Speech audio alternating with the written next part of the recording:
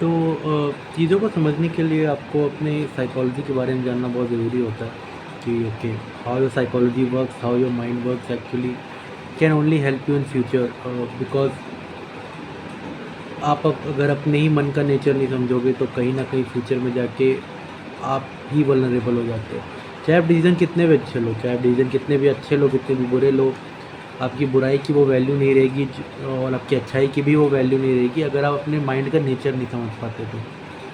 अपने माइंड का, बात दूसरों के माइंड की नहीं है, दूसरों की कैरेक्टराइजेशन की है ही नहीं, बात आपकी अपनी है कि आप खुद को किस तरह से देखते हो और किस तरह से आप खुद को क्रिटिक करते हो। इन ए ब्रॉड सेंस आप खुद के कितने बड़े क्रिटिक हो, खुद को कितनी बुरी तरह ट्रीट करते हो, कितनी अच्छी तरह ट्रीट करते हो, वो उस हद तक काफ़ी हद डिसाइड हो जाता है कि आप बाकी सबको किस तरह से जज कर सकते हो। अगर आप खुद को एक पेडेस्टल पे रखते हो, ऐसे पेडेस्टल पे जिस पेडेस्टल पे आपको होने का कोई हक नहीं है, और उस मोरल कंपस से आप दूसरों को देखते हो कि ये ऐसा है वो ऐसा है, तो it's not going to be a good critic. Because आप अपने आप को काफ़ी ज़्यादा हाई स्टैंडर्ड पे डाल लोगे और सामने वाले को बहुत ही लो स्टैंडर्ड पे, तो that's not the way to think.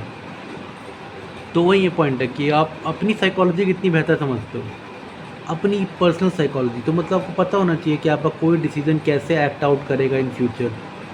और अगर आपको पता होगा आपका कौन सा डिसीजन कैसे एक्ट आउट करेगा इन फ्यूचर, तो आपको कॉन्सिक्वेंसेस से उतना फ़र्क नहीं पड़ेगा।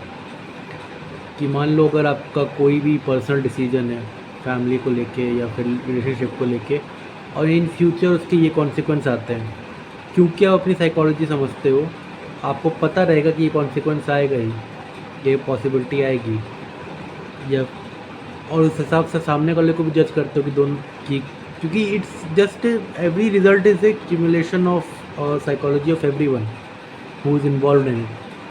सो जितने भी लोग इन्वॉल्व होंगे उनका भी आपको आइडिया रहेगा, एंड देन डिपेंड करता है, आपका इमोशनल रिएक्शन काफ़ी हद तक डिसाइड करता है कि आप कितना अच्छा अपने आप को समझते हो। Very high scale, how much emotional balance you have in life decides the fact that how accurate you are, or how worse you are in your understanding yourself. If you are mostly calm in most situations, if you are calm and if your composure is really good, then you are really a good critique of yourself, because you understand most of the situation around you. क्योंकि life always try to put you around the edge, try to break you emotionally, आपको emotionally किसी तरह से vulnerable करके किनारे कर दे। That's what life wants, to simply keep you around the bush, keep you into a pot and not allow you to grow. That's what life wants from you. It's not about anything else, but that's what basically life wants from you. और अगर आप इस point को समझ गए, तो इस point को अगर आप जान गए कि बेसिकली लाइफ आपको धक्का देने की कोशिश करती है, और आपका कंपोजर अगर मेंटेन है, तो मतलब अपनी लाइफ को बेहतर समझते हो, साइकोलॉजी को बेहतर समझते हो, और आप इजीली सरप्राइज नहीं होते। That is the core of things कि that's why I am talking about the mental psychology and specially delusion. अब डिल्यूजन का कॉन्सेप्ट कहाँ से आता है कि अगर आप डिल्यूजन जितना कम मानोगे उतना आपके लिए बेहतर होगा अपना कंपोजर मेंटेन रखना। और डिल्यूजन हर फॉर्म में आएगा, डिल्यूजन सिर्फ निगेटिव फॉर्म में नहीं आता, डिल्यूजन पॉजिटिव फॉर्म में आता है। हमेशा एक पॉजिटिविटी की फॉर्म में डिल्यूजन आपकी लाइफ में ज़्यादा आता है दैन की निगेटिविटी की फॉर्म में, क्योंकि मैक्सिमम लोग निगेटिविटी दूर ही भागने लग जाते हैं। निगेटिविटी बहुत जल्दी निगेटिविटी कॉन्फ्लिक्ट में बदल जाती है, तो लोग निगेटिविटी से दूर रहते हैं। But it doesn't mean that negativity is somehow different from positive thoughts, because delusion leads to leads to some positivity, and those positivity leads to some positive thoughts, and we know कि जो हमारे positive thoughts हैं, अगर वो किसी झूठ या धोखे से आए हैं या फिर अपने आप को झूठ बोलने से आए हैं, तो लॉन्ग टर्म में वो थॉट्स सही होंगे नहीं, हमें उसका कोई एविडेंस मिलेगा नहीं। अब क्योंकि लैक ऑफ एविडेंस रहेगा, कोई एविडेंस हमको इन पॉजिटिव थॉट्स का मिलेगा नहीं, तो इन दी एंड हर चीज़ वो कहीं ना कहीं कॉन्फ्लिक्ट में बदल जाएगी, लड़ाई में, क्योंकि वो किसी निगेटिव थॉट्स बन जाएगी तुरंत। क्योंकि क्या करोगे इतने पॉजिटिव थॉट्स के, तो पता चला कि वो झूठ है, और जब आपको लगेगा कि पॉजिटिव थॉट्स अगर झूठ हैं, तो आप उस पॉजिटिव थॉट्स को निगेटिव थॉट्स में कन्वर्ट कर दोगे, बस सच जानने के लिए। और that's the problem will happen कि आप सच के नाम पे आप कहीं ना कहीं निगेटिव थॉट्स में फंसते चले जाओगे।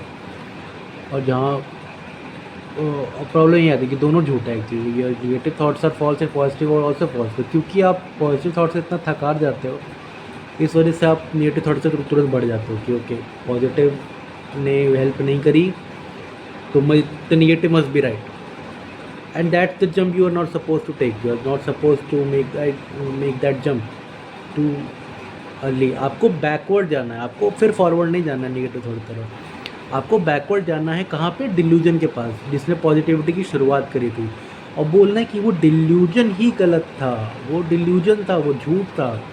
जो पॉजिटिव थॉट्स मेरे दिमाग में आए थे वो झूठ की वजह से आए थे।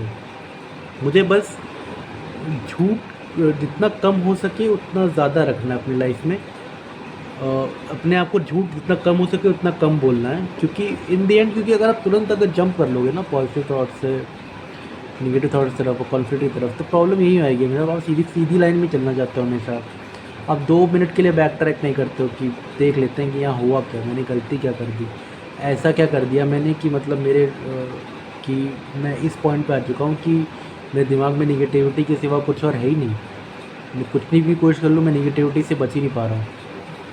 आई am not able to save myself from negativity respective of the fact that what is happening with you.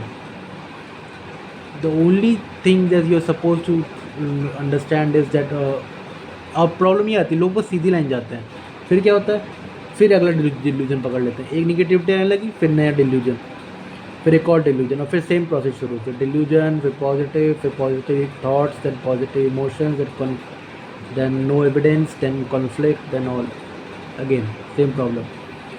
सो हमें कहीं ना कहीं बैक ट्रैक करना चाहिए डिल्यूजन पे, और जहाँ हम डिल्यूजन पे आ गए वहाँ हम एक पॉइंट पे आ गए कि हमने शुरुआत में अपने आप को झूठ बोला। अगर हमने शुरुआत में अपने आप को झूठ बोला है तो मतलब लॉन्ग टर्म में कहीं ना कहीं वो चीज़ हमें गुस्सा दिलाने वाली ही थी। तो हमें बस झूठ पे यकीन नहीं करना है, हमें जो चीज़ एक्सेप्ट करनी है वो बहुत ज़्यादा एविडेंस बेस करनी है, इसका सबूत क्या है कि ये चीज़ हो रही है। अगर आप शादी या डिसीजन में जा रहे हैं, सामने वाले की लॉयल्टी चेक करेंगे, आप सामने वाले की शक्ल या इमोशन नहीं चेक करेंगे, डिल्यूजन में नहीं जाएंगे। अगर आप किसी बिज़नेस डील में जा रहे हैं तो आप किसी बिज़नेस में जा रहे हैं तो आप पैशन की वजह से नहीं जाएंगे, आप किस तरफ मनी ईजिली क्रिएट हो सकती है, किस तरफ पैसा ज़्यादा उस तरफ जाएंगे।